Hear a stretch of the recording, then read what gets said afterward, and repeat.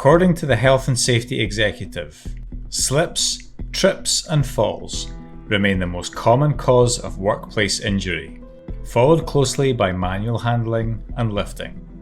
Incident investigations identify lack of hazard awareness and how hazards can change during a task as an underlying cause of many incidents. It's important that we understand the hazards at a site, the harm they can cause, and how we can control them. There are several tools we can use to identify and communicate hazards, such as site inductions, permits, procedures and processes, risk assessments, toolbox talks, and safety conversations. We should never assume all hazards have been identified and sufficient controls are in place. A number of factors might contribute to the current course of action being too risky, so it is important to recognise any changes to the situation. For example, new hazards and their risks might arise, or existing hazards may present different risks.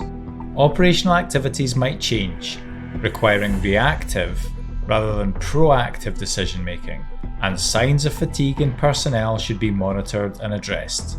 It is important to never be complacent about risks, as they will always exist and sometimes show up in unanticipated ways. Situational and spatial awareness can be maintained by conducting a dynamic risk assessment or a 20-second scan.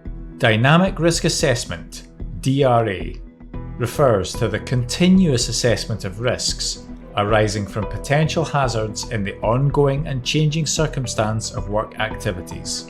For example, changes in weather conditions, or realizing that a critical piece of equipment is missing. A dynamic risk assessment is a 360-degree look around of the work area to check for any changes or additional hazards. Remember to look down as well as up and use all your senses, as the threat or hazard may come from further away. For example, a crew preparing for lifting operations in the near vicinity. Understanding the hazards at site, the harm they can cause us, and how to control them can help prevent personal injuries. By continuously dynamically risk assessing our environment, we can maintain our situational and spatial awareness. We can prevent potential injuries to ourselves and colleagues by rectifying and/or reporting any unwanted conditions we observe. Reporting unwanted conditions allows our organisations to act on them and communicate any applicable learnings. If it doesn't look, feel, sound, or smell right, it's probably not.